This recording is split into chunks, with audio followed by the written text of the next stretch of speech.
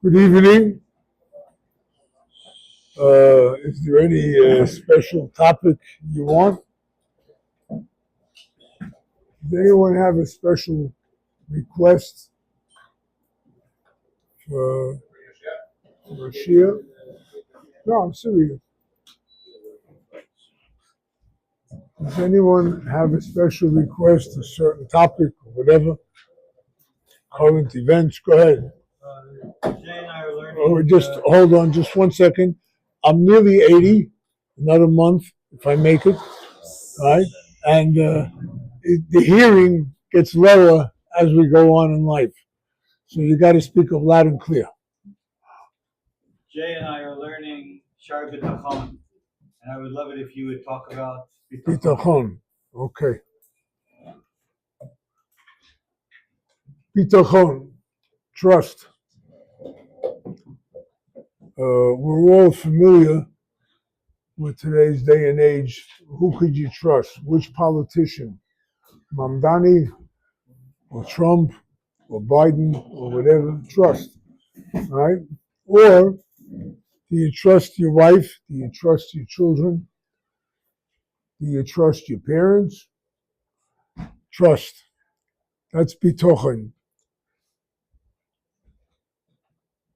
Judaism teaches B'tach b'Hashem, trust in Hashem, and asay tov, and do good.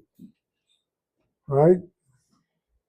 Shchoin Eretz, live in Eretz Yisrael, or E'amuna, and pasture yourself or strengthen yourself with faith. Bitochen is a much discussed topic and not very well understood. Who do we trust? When do we trust? Where do we trust? Where do we place our trust and whatnot? Right? Rabbi Nachman teaches that bitochen comes from praising Hashem, recognizing that He provided for you till now, He can provide for you further. Right? Now, there are people here who are probably paying mortgages. Yeah? Okay. How many times have you come across the problem? I don't know where I'm going to make the mortgage payment at the end of the month. Right? And somehow it was paid. There are people who say that for 20 years. Right? 20 years. I'm paying. I don't know where the mortgage is going to come from, and I pay it. Trust is something that you have to realize that Hashem provides every single day. Hashem provides for us every single day of our lives. If we would only look to Him that way, that's where the bitochen comes in. Right? If you would look to Hashem every day for what you're supposed to get.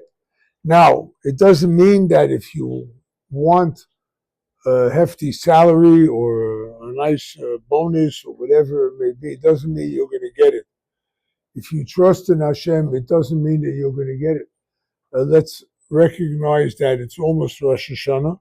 You have less than 3 months till Rosh Hashanah. Book your flights. Huh? Book the flights. Book the flights to Uman. Book your flights to Uman, right. Okay. But it's less than 3 months. And on Rosh Hashanah, the first day, sometimes the second, it's written down exactly how much you're going to get during the year. No matter what you do, you work overtime, right? Hashem has ways of breaking a leak in the house, right? Or some other kind of catastrophe that could end up costing you whatever it is that you gain from that special bonus and whatnot. Trust in Hashem means that He will provide whatever you need. Whatever you need. Do you know exactly what you need? No. Okay? That's one of the first levels of recognition of what bitochen is. To know that I think I need this, right? I would like it. It's very attractive for me to have something like this, but very beneficial. but it doesn't mean that that's what Hashem has in mind for you. Now, there's a lot of things that come up when you start thinking about trust and bitochen in Hashem and whatnot. Let's take it an example. Well, I guess we're all familiar with the Seder night, with the Chad Gadya, right?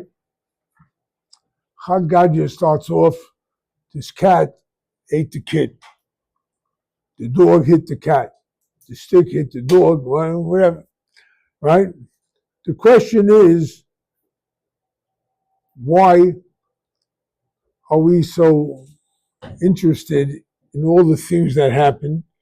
Is because Hashem has, Reb Nosson brings this in L'Kutei Halachos, Hashem has his way of what is right and what is wrong.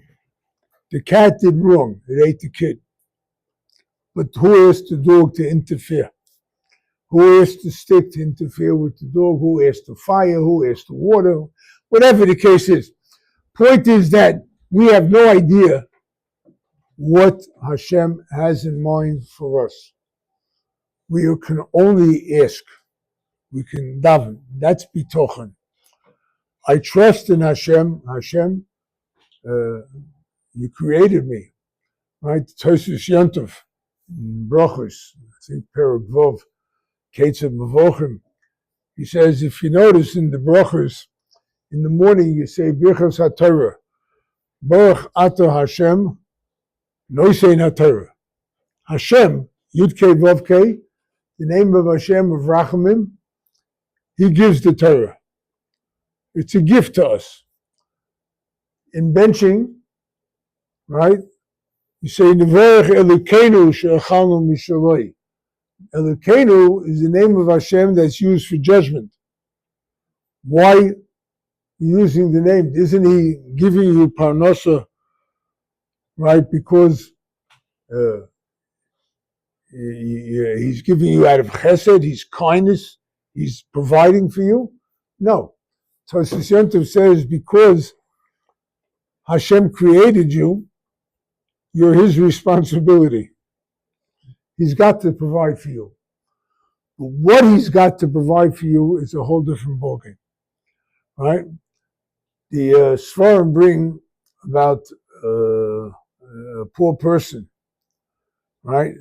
One of the advantages of being a poor person, let's take it from the Zohar. The Zohar, it's in Parshas Bolak, I think, this week's Parsha.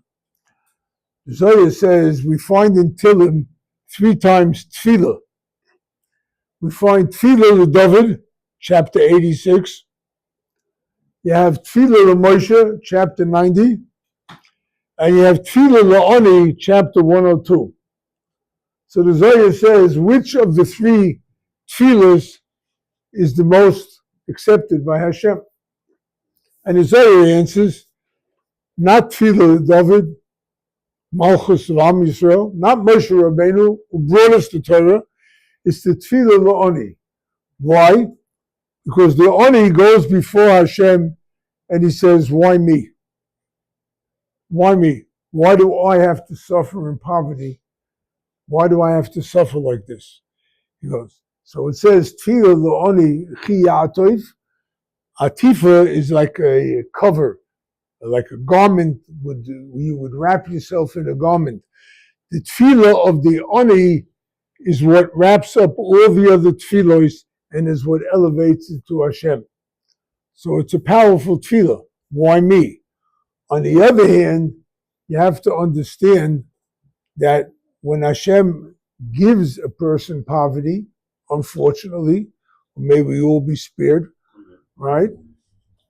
When that happens, we have to realize that's the mishpat of Hashem. And if we argue with Hashem too much over it, then we're placing ourselves in you're not accepting Hashem's will. That's bitochen, accepting Hashem's will. This is what it is. This is the way it will be. In Mishnah in Pirkei Avos, we have Aseret Tzoncho Kirtzonoi. Make your will like Hashem's will. right?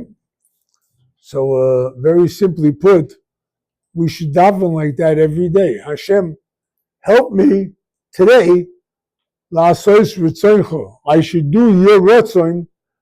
My will should be what your will is, right? And if things go wrong, did it ever happen? Things went wrong during the day, right? Never happened. Never happened, right? It happens all the time, right? But whatever the case is, right? If things go wrong, that's the will of Hashem. And I accept it. If I accept it, I accept Hashem's judgment, right? It means I have bitachon. It means I'm relying on Hashem for whatever He is saying or doing about me or for me, I accept it. Then I have bitachon in Hashem, right? And then you have, at the end of Volatzion, Yiftuchu v'cho yodei shemecha. You can only have bitachon if you're willing to accept Hashem. You have to recognize that Hashem exists, which a lot of us just walk around, where's Hashem in my life? Right? We don't even think of it. You have to be aware of Hashem.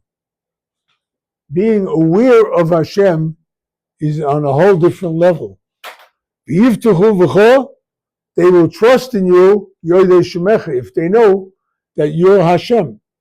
Whether you're Hashem Yudke Vovke, which is Rachamim, compassion, or whether you're Hashem, I just got sick, right? Or I was just hit by a car, or I just lost Wall Street, whatever, right? All these different things. But I know Hashem. I know that's Hashem's name. If I know Hashem, then whatever's going to happen to me during the day is okay because it's Hashem's will. All right? That's bitachon. Emunah is almost like bitachon, but it's very different than bitachon. Emunah means I have faith. There is a God. There's a reason for my life. There's a purpose. Right? I was created. Reb Nosson says, think of Emunah like a four-legged chair. Right? The first level of Emunah, the first leg, is faith in Hashem. Right? There's a God. I believe in Him. That's faith. The second level is faith in the Torah. The Torah is Hashem's wisdom, which He gave to us. Torah is like from the word Morah, a guide, a teacher, a leader. Right? The Torah is a guide for us how to live our lives. I believe the Torah is from Hashem, and everything in it can guide me on the right path to do the right thing my whole life. That's the second level of Emunah. A third level of Emunah is Emunah in our true leaders. Right? Now there's a lot of leaders in Am Yisrael. Right? You have B'nai B'rith, you have AJC, what is that, the American Jewish Congress. You have a lot of leaders. You have a Congress, you have a Knesset in Israel. I'm fond of saying that look at the wonders. Someone told me once, he says, I find it hard. In the Dora Midbar, the generation that left Egypt, well, they had 10 plagues. They had Kriyas Yamsuf. They had man every day descending from heaven, right? They had water from a rock, the original Rolling Stone, right? They had all this is going on, taking place. They saw Hashem. What do we see today? Well, I live in Eretz Yisrael, and I said to him, well, we have a Knesset in Israel. And one of the greatest miracles, which I think is even greater than what we had in the Midbar, is the fact that despite the fact that we have a Knesset, people still get up every day and they go around their daily business. Right? If anyone knows what goes on in the Knesset, right, it's an amazing thing. Right? It's impossible to understand, but people actually live in Eretz Yisrael, and they get up and they work and they daven and they raise children. They do whatever they have to do. So it's a bigger miracle than what happened in the desert. Anyway, whatever the case is, we have to have true leaders. tzaddikim. There are true tzaddikim every generation. Chazal tell us there's no generation with less than 36 tzaddikim. Some say 72. Some say there's 36 in Chutz La'aretz and 72 in Eretz Yisrael. Some say vice versa. There's different midrashim. But there are true leaders. We have to seek them out. And there are false leaders too. There are people who dress up as rabbis and they're not really leaders. They just have an agenda and they do it. You got to look for it. Look at the Reform, Conservative, and there's even in the Orthodox. So you got to know Emunah. You have to look. You have to search for a true tzaddik, someone who could advise you. Anyone who advises you how to come close to Hashem is a true leader. That's emunah in the tzaddikim, in the true leader. But Reb Nosson says there's a fourth leg of emunah. And if you don't have that fourth leg, the other three won't matter very much. What's that fourth leg? Faith in yourself.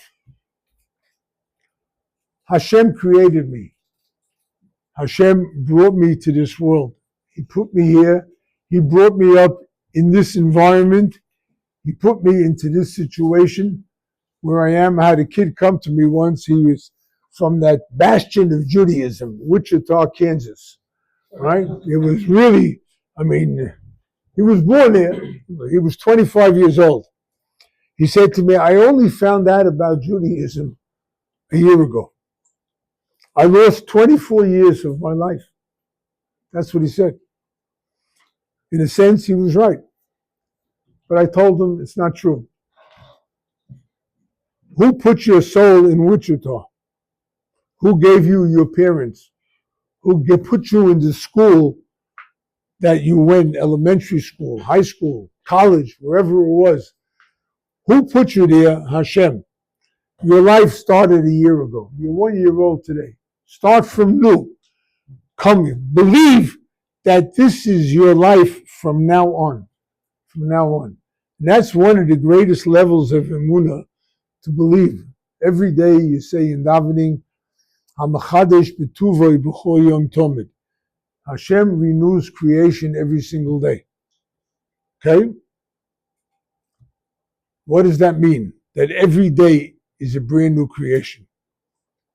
And every day, since the day is brand new, I could renew myself too.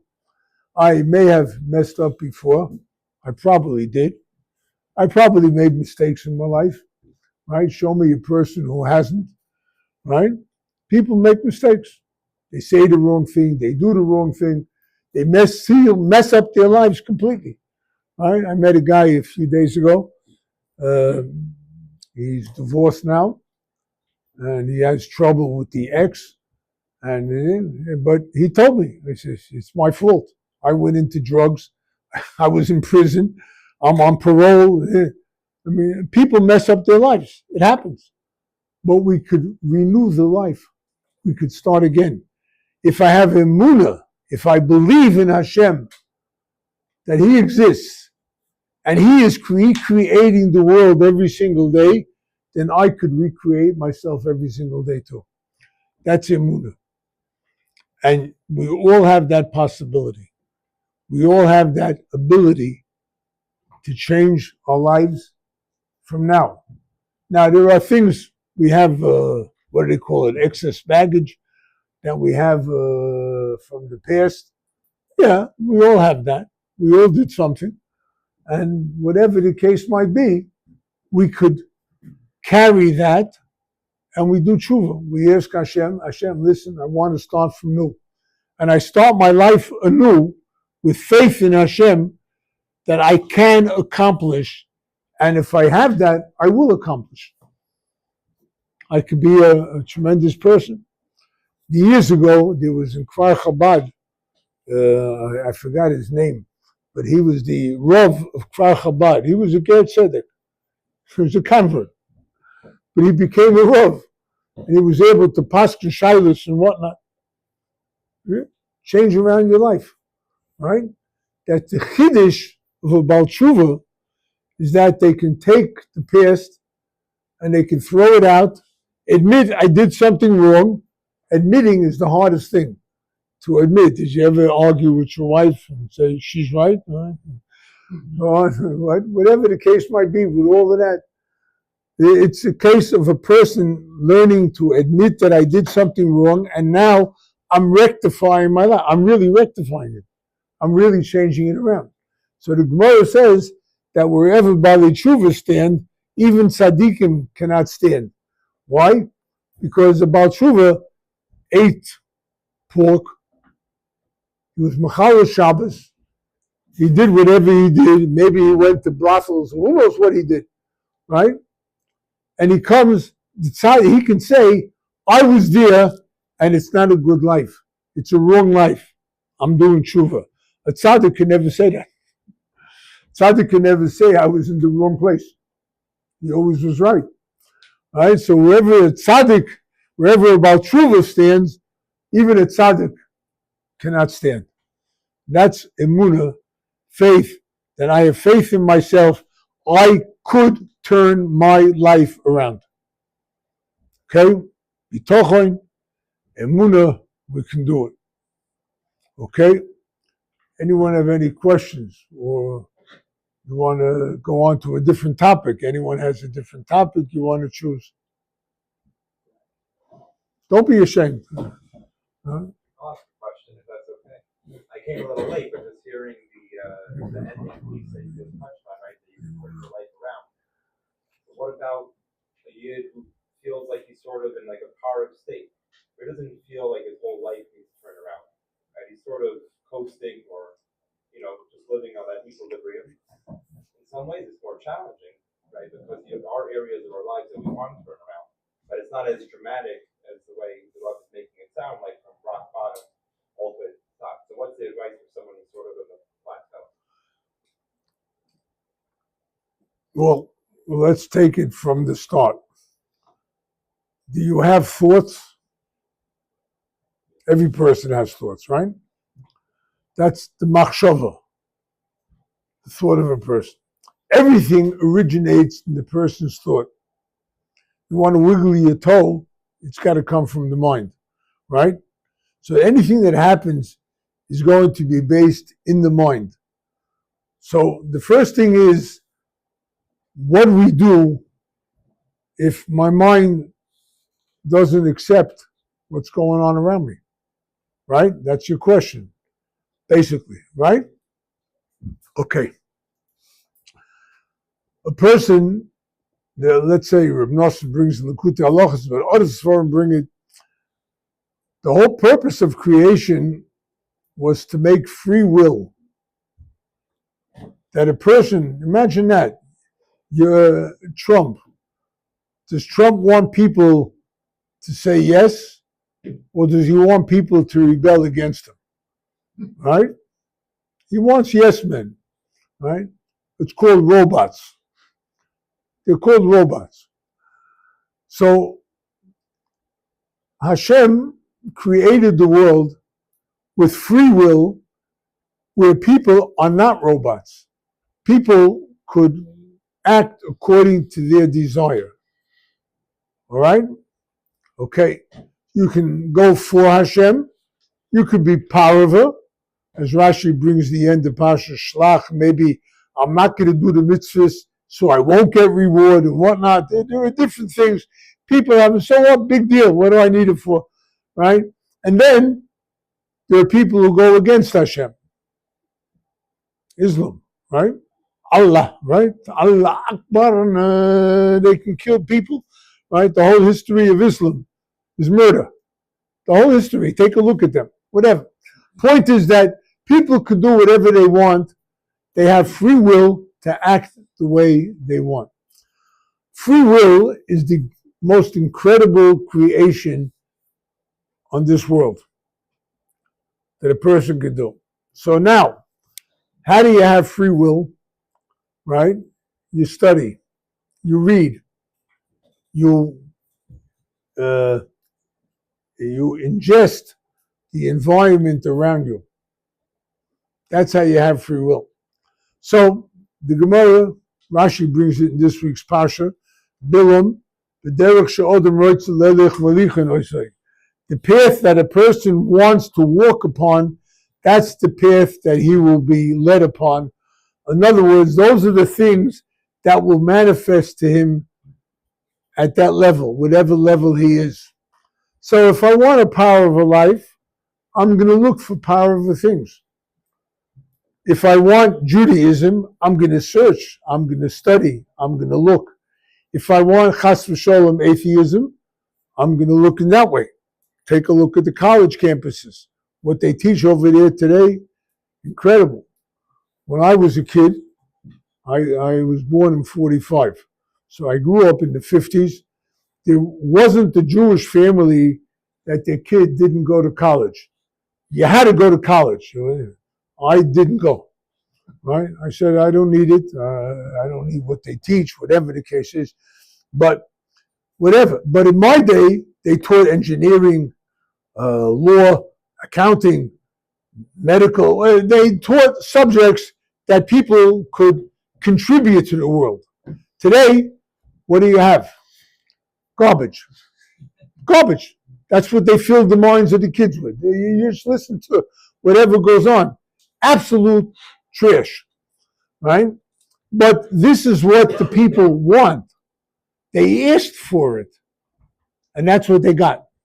So when you talk about a person who has a power of a attitude in life, if he's satisfied with it, you can't expect more than that. Can't. It's up to you to decide what you want out of life. Do I want to live, or am I satisfied just by existing, which is what most people do. Right? There are people who are alive. Whether they're good or bad is a different story, but they live with what they want. And there are many, the vast majority of the world, it's a power of a life. This is what I do. I got to get up in the morning. I got to go to work. I got to do this. I got to do that. Right? Nobody takes hold of their life. I want to feel alive. I want to feel the joy. So let's take the word, we mentioned it earlier, machshava. The word machshava is the same letters as the word besimcha, joy. Right? Would you agree with me that most of America is depressed? Right? Most of the world is depressed, but at least here in America you could see it. Right? Depressed. Prozac, right? And there's all these little pills. What about joy, inner joy? Rabbi Nachman, throughout his writings, emphasizes joy. You have to be happy. You have to be happy with what? With yourself. Be happy with yourself. Am I satisfied? Right? Okay, I may have a grind. I may have to go to work. This is what my position, my finances, it causes me to be in this kind of a bind. But do I have to be depressed over it? Or can I be besimcha? Can I be happy over what I have? Right? So there's lesson 282 in the Likutei Moharan. It's called Azamra. I will sing. Right? Rabbi Nachman begins with the premise of the Mishnah. Havidon is called Odom Lekavskos. Judge everybody favorably. Right? Judge everybody favorably. And he goes into how important it is to find the good in others. Find the good in others, then you could, live.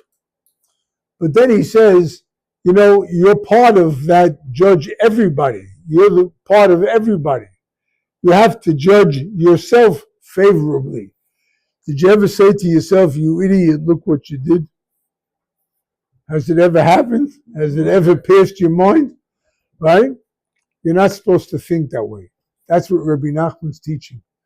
He's teaching that you think positive. You think favorably. I know I did things wrong, but I also did things right. I also did good things in my life. You want to dwell on the bad or you want to dwell on the good? Rabbi Nachman says, dwell on the good. And it's a simple thing. If you think about it, right? If you're going to look for good, then wherever you look, wherever you see, you're going to see good. If you're going to dwell on the shortcomings, then whatever you see is going to be shortcoming. It's automatic, right? The Zohar says, Bilam, Rashi brings in the Pasha, Neum Hagever Shesum Ma'oyin, his eye was blind. He was blind in one eye, right? The Zohar says that wherever Bilam looked, became cursed. Bilam was so evil that everything he saw was cursed. That's the way he lived his life, right? The Zohar has pages on the details of how Bilam made himself so evil. That's not for us. Baruch Hashem, we're Yidden, we have good things. But Rabbi Nachman says, focus on the good. Build your life on the good things that I did. Oh yeah, I messed up. I screwed up, if I can say that word, in French, whatever. But I did bad. But I did good too. So focus on the good things that you did. Build that. Use that as your foundation in life. And you'll find joy. You'll find happiness. You'll be able to live with yourself. You ever hear of Abraham Tversky, famous psychologist? Right? He has a book, several books, but he has a story in one of them when he was first setting out.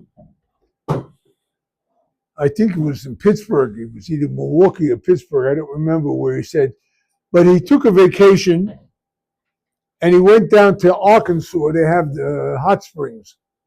There's a hot springs in Arkansas that is very healthy, soulful baths and all that kind of stuff. So he went there. He went into the place and he was about to take the soulful bath, and the attendant tells him, you have to spend 20 minutes in here. That's when the sulfur really is absorbed in the body and how it helps you. So he goes in, 5 minutes later he walked out. So the attendant says, you're not going to get the benefit. Get in there for 20 minutes. He goes in again, and he writes this, right? He goes in again, he's there another 5 minutes, and he walks out. And you got to stay there for 20 minutes. So finally he ended up staying there 20 minutes. And he said, I wondered why the heck I couldn't stay there. And he said, it was the first time in my life that I was alone with myself. I couldn't face it. Right? But he became a very famous psychologist, and he wrote a lot of good things. Right? Charlie Brown and whatnot, whatever. But point is that people have trouble living with themselves because I did this, I was wrong, I'm not getting this, I'm not gaining, I'm not this, I'm not advancing, I'm not growing. That's what people are. You're existing. You want to live? Be happy with yourself. If you're happy, and you know it, clap your hands, right? If you're happy, be happy. Be happy. Smile. Smile. Rabbi Nachman says something. He says, you don't know what you can do with a smile. You can greet a person in the street with a smile. Hello, how are you? Remember, that person, you don't know what's happened to him. Maybe he suffered some kind of terrible tragedy, and he's very down and out, and you greet him with a smile. You brought a smile to him. When you're happy, the whole world smiles with you, right? Smile. Even if you don't really feel the smile, force the smile. But force yourself to live with joy and happiness in your life. If you do that, you'll find your shalom bayis is better. You'll find that your work attitude is better.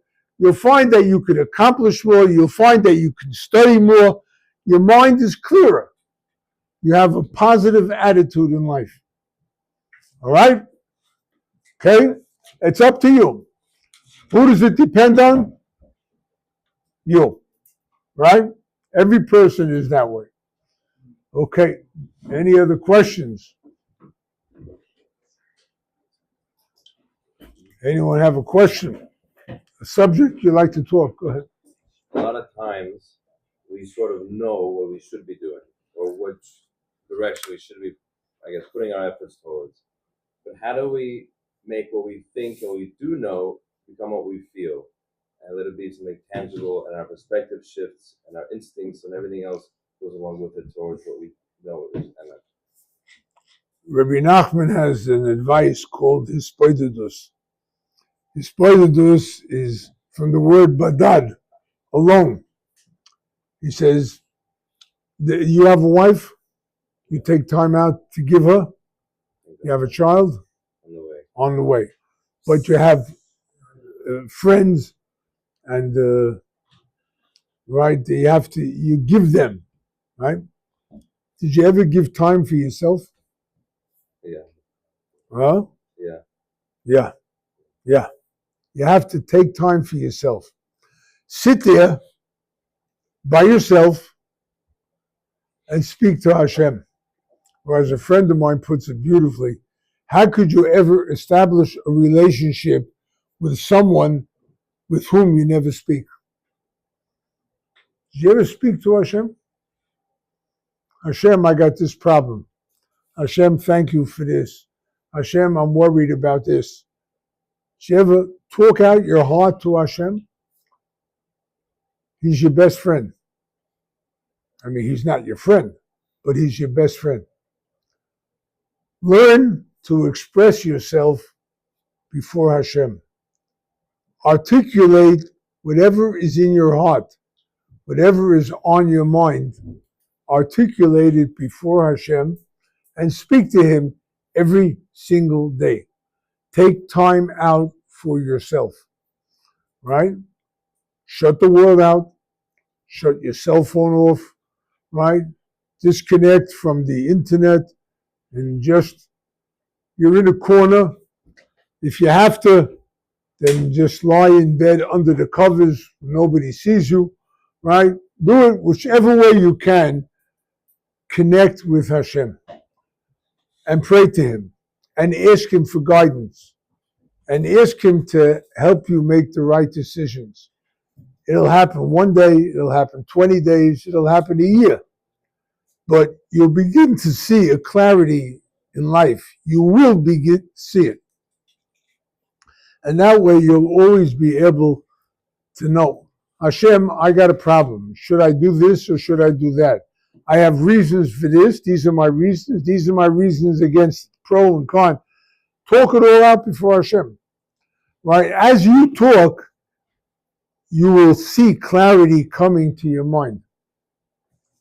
As you talk, as you express yourself, as you articulate, it'll come to you. And when it comes to you, you'll be able to know that you're doing the right thing. Right? We have plenty of times. It's so hard.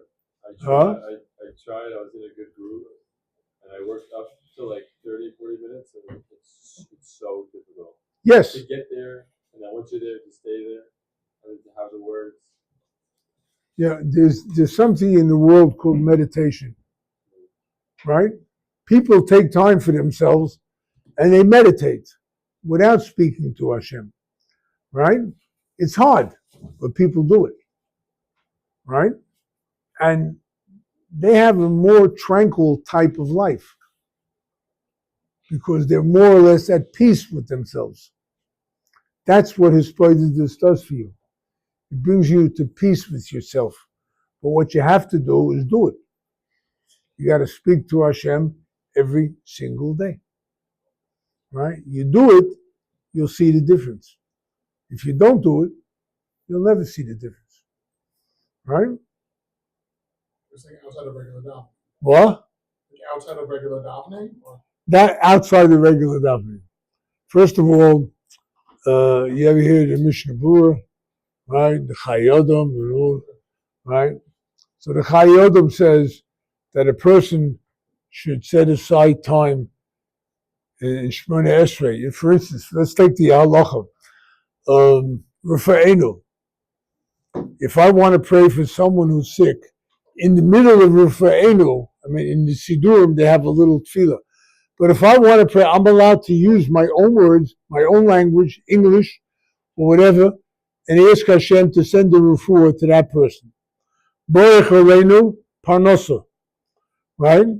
I'm allowed in the middle of the thing, Hashem, I got a problem with my job. I'm allowed to speak out. And Yashiva Shaftenu, I need advice.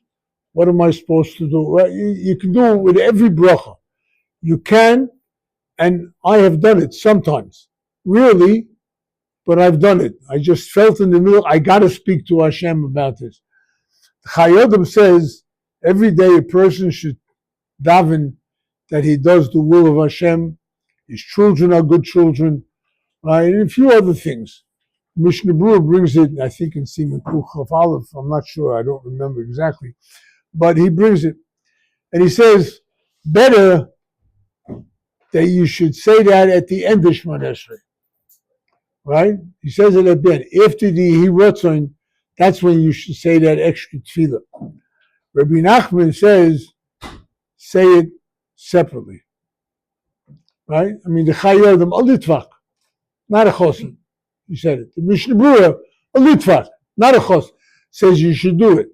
Right? The Chofetz Chaim was known to every night go up on the attic in his yeshiva and have his prayer and ask Hashem and make a cheshbon hanefesh. What happened with this? What happened there? There's a famous story told. One time he was doing that cheshbon, that accounting, and he couldn't find 3 minutes. What happened to those 3 minutes? What did I do in those 3 minutes? Right? But he had his prayer. He had that. Right? The idea is it's aside from Shemona Esrei. Why? Because Shemona Esrei is set out for you by the Anshe Knesset Hagdolah. Right? The members of the Great Assembly are the ones who set it up. It's their words. Their Ruach HaKodesh, it includes all the tefillos of every single Jew from then, which was over 2,000 years ago, till today. Every Jew has a portion in that. They said Ruach HaKodesh, it's for everybody.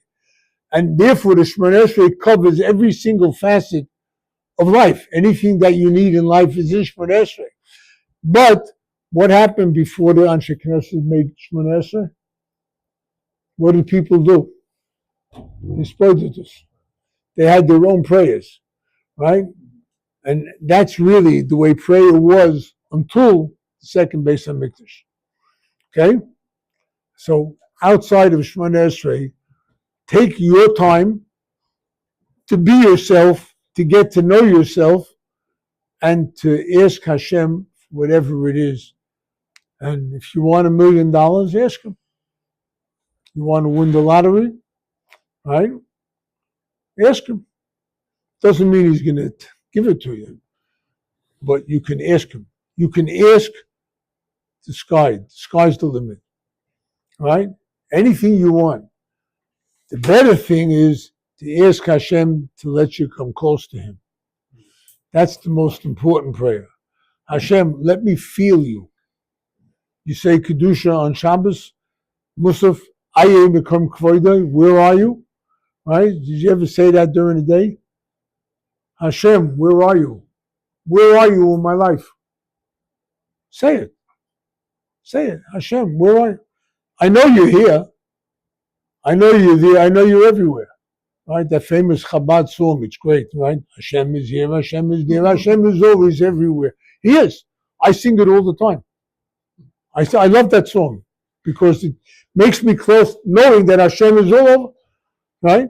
But ask yourself, where is Hashem? Where are you in my life? How can I connect with you? That's the most important.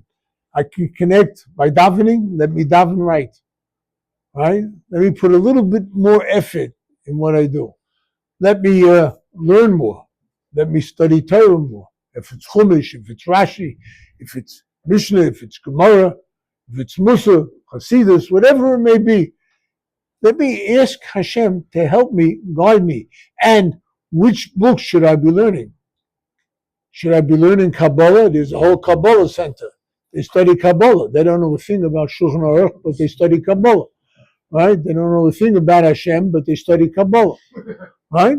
Right? Is that what I should be? What should I be studying? Shulchan Aruch, so I know what to do as a Jew. Should I be studying Chumash Rashi? Should I be studying Mishnah, Gemara? Well, what am I supposed to be studying? What am I? Ask Hashem, guide you. Eventually, ideas will form, and you'll be able to react to them and complete your life and be happy with what you're doing. Right? Any questions? Yeah. So last year I heard a shir from this Rabbi Weinrib. I wrote down what he said. Don't know him, yeah. It's very fascinating. He said, Rabbi Nachman writes in Tzifos Haran that in the door of the Mashiach, it will be as big of a chiddush for a yid to be a pashut a yid as the Baal Shem Tov was b'chayil. Right. So I wanted to know. You want to understand what that. does it mean to be a pashut a yid? Right. Okay. So let's take it. The Baal Shem Tov is one of the tzaddikim that stands out in all generations. Right? He could be up there with Avraham Avinu, with Rabbi Akiva, whatever. He could be up there. What does it mean that to be a simple Jew would be a greater chiddush like the Baal Shem Tov? Because, let's do it differently. There's a sefer called Shivchei Ha'ari, the praise of the Arizal. In that sefer, it talks about Reb Chaim Vital, who was the Ari student, his closest student. And it says that the Ari praised him a lot. He gave him a lot of credit. And he compared him to Rabbi Akiva. Now, the Sifri, Medrash, right, states that V'leikom b'Yisrael oy k'Moshe. Among the Jewish nation, nobody ever stood up as great as Moshe Rabbeinu in Navi, as a prophet. But the Medrash says there, a chacham, a wise man like Moshe Rabbeinu, did come. Who is that? Rabbi Akiva. So Rabbi Akiva is compared to Moshe Rabbeinu. Hey, I mean, we're talking here, heaven people, right? Godly people, right? And Reb Chaim Vital was praised like Rabbi Akiva. Where does it come to that? And the answer is